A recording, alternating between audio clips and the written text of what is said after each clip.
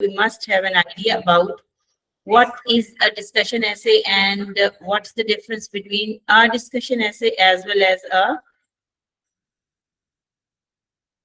an opinion essay. Already हम लोग opinion essay पे काम कर चुके हुए हैं.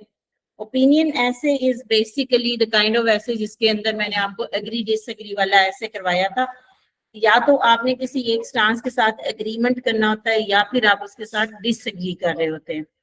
सो जो एग्रीमेंट डिसएग्रीमेंट वाले एसेज होते हैं, अदर देन दैट आप लोगों ने एक और टाइप ऑफ ऐसे देखनी है विच इज अ डिस्कशन ऐसे. बेसिकली द प्रॉब्लम इज कि एक डिस्कशन ऐसे और एक ओपिनियन ऐसे दोनों के अंदर वो आपकी ओपिनियन मांगता है. But why you shouldn't be confuse it, because मैंने आप लोगों को जो क्राइटेरियन ऑफ राइटिंग असेसमेंट बताया था कि आपका एग्जामिनर जो आपकी राइटिंग चेक करेगा उसके अंदर एक क्राइटेरिया आपकी रिस्पॉन्स टू द टास्क है और वो सबसे पहला होता है, राइट? तो आपका रिस्पॉन्स अगर अकॉर्डिंगली नहीं आता, लेट्स सपोज कि आपका जो ऐसे था वो डिस्कशन ऐसे था but you have written it as an opinion ऐसे, बट वो स्लाइड से डिफरेंस होता है. उस स्लाइड डिफरेंस को गो थ्रू करना बहुत इंपॉर्टेंट होता है. So let us go through. The first slide you can see is difference between discussion essay and opinion essay IELTS की writing task 2 के अंदर. Number 1 जो important चीज है जो बहुत obvious होती है, that is the purpose of the essay. Opinion essay का purpose क्या होगा और discussion essay का purpose क्या होगा? Opinion essay का purpose होता है एक्सप्रेस करना आपका personal view point on a particular topic. किसी भी एक पर्टिकुलर टॉपिक के ऊपर आपका पर्सनल व्यू पॉइंट होगा. जबकि डिस्कशन ऐसे को लिखने का पर्पस ये होगा कि to examine multiple ideas of an issue. एक ही इशू के मल्टीपल आइडियाज को देखना है, presenting both arguments for and against. उसकी फेवर में भी आइडियाज को लिखना है, उसके अगेंस्ट भी आइडियाज को लिखना है. And against a particular topic. Let's suppose कि वो कहता है कि जी co-education is essential in do you think that the co-education is essential? तो आपने अगर तो उसको कहा कि हाँ जी मैं मानता हूँ कि co-education जरूरी है, तो ये एक agreement disagreement का ऐसे है.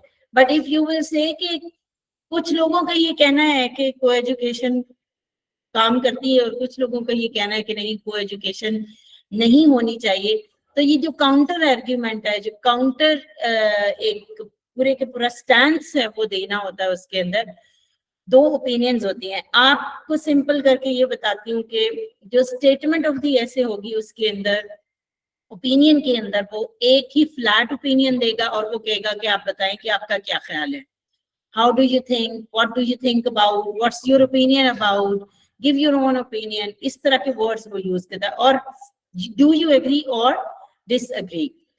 On the other hand, discussion के ऐसे के अंदर वो कहता है कि some people think that this happens, blah blah blah happen, and some people think that blah blah blah happen. यानी दो point of view देगी.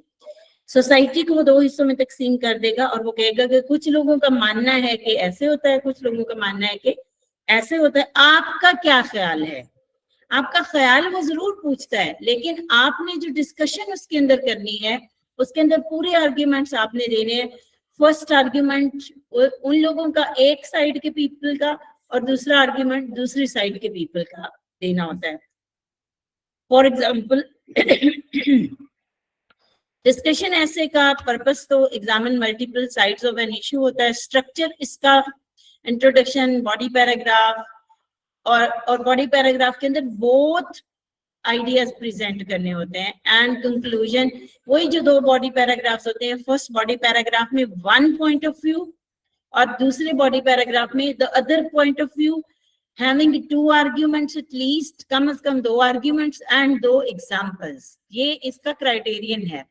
आपने इंट्रोडक्शन बनाया, आपने बॉडी पैराग्राफ 1 लिखा, बॉडी पैराग्राफ 1 के अंदर आपने one point of view, society को जो उसने दो हिस्सों में तकसीम किया है, कुछ लोग उसकी फेवर में हैं, कुछ लोग उसके अगेंस्ट में हैं. पहले आप फेवर वालों को डील करेंगे, अगेंस्ट वालों को, that doesn't matter. Let's suppose कि आप अगेंस्ट वालों के साथ जा रहे हैं तो आप अगेंस्ट वाला पॉइंट ऑफ व्यू पहले दे सकते हैं. अगर आप फेवर वालों के साथ जा रहे हैं तो आप फेवर वाला पॉइंट ऑफ व्यू पहले दे सकते हैं. तो जिस पॉइंट ऑफ व्यू के साथ आप जा रहे हैं बेशक वो पहले दे लें. बट इसका कोई ऐसा पर्टिकुलर वो नहीं है, क्राइटेरियन नहीं है कि इस क्राइटेरियन के ऊपर इसको जज किया जाएगा कि पहले कौन सा आइडिया आना चाहिए। You just have to present both ideas, एक मेन बॉडी पैराग्राफ 1 के अंदर, एक मेन बॉडी पैराग्राफ 2 के अंदर। 1 के अंदर अपने 2 आर्ग्यूमेंट्स देने, कम अज कम 3 भी दे सकते हैं, 4 भी दे सकते हैं, लेकिन चूंकि हमने उसको 250 वर्ड्स के अंदर अंदर रखना होता है, इसलिए हम ये कोशिश करते हैं कि इसको दो ही पॉइंट्स लिखें, 2 एग्जांपल्स लिख दें, इतने में ही हमारा जो ऐसे की लेंथ है वो पूरी हो जाती है। Sorry, no, it all depends upon the statement. अभी हम आगे जाएंगे, स्टेटमेंट्स आपके सामने आएंगे, स्टेटमेंट बताएगी कि आपने क्या डिस्कस करना है।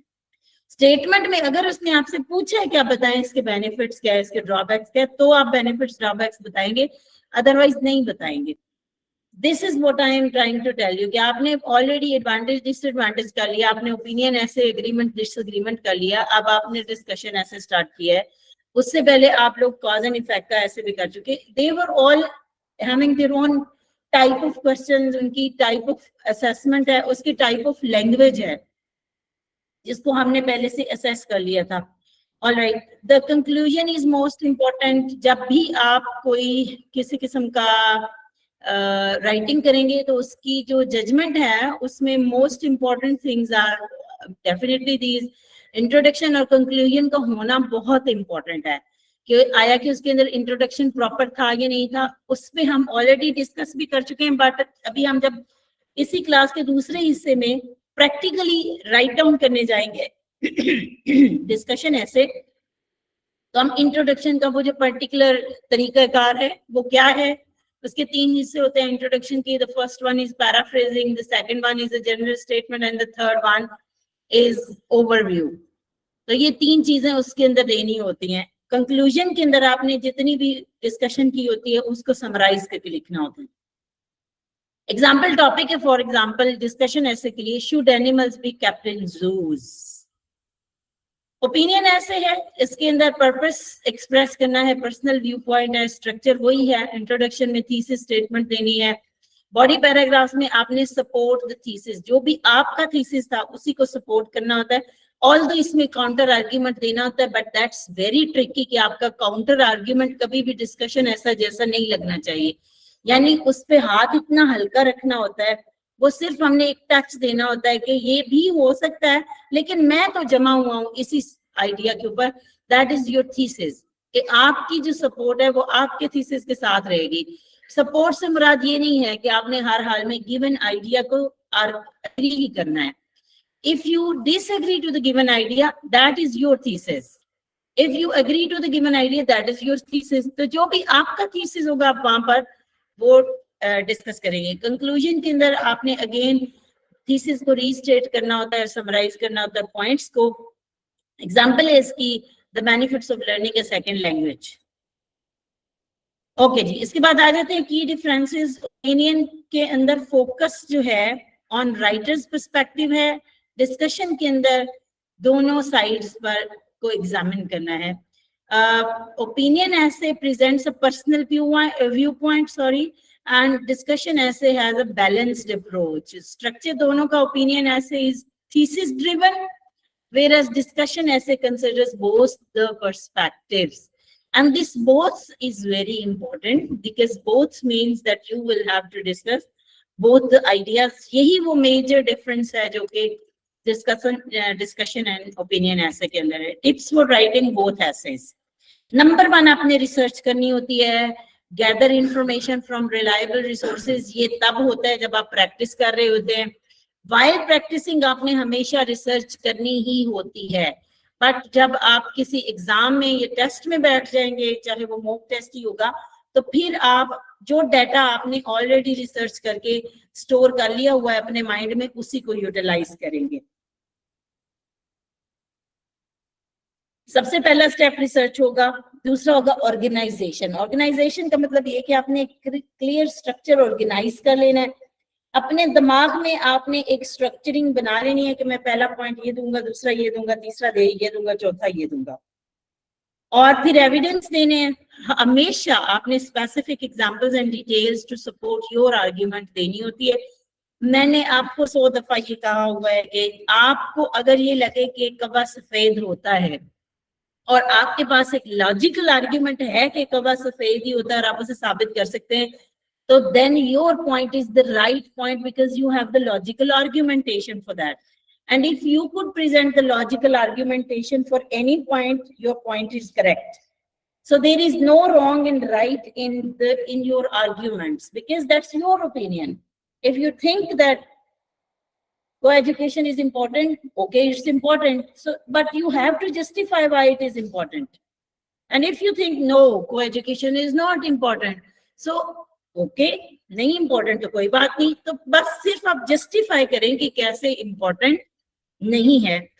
लैंग्वेज आपने use appropriate vocabulary and grammar use करना होता है. एंड कंक्लूजन आप लोगों को पता है, कंक्लूजन में कभी भी ये मिसकंसेप्शन लेके नहीं चलना जो नॉर्मली स्कूल्स, कॉलेजेस और यूनिवर्सिटीज के अंदर पढ़ाया जाता है कि कंक्लूजन के अंदर आपने सजेशन देनी है. There are no suggestions here.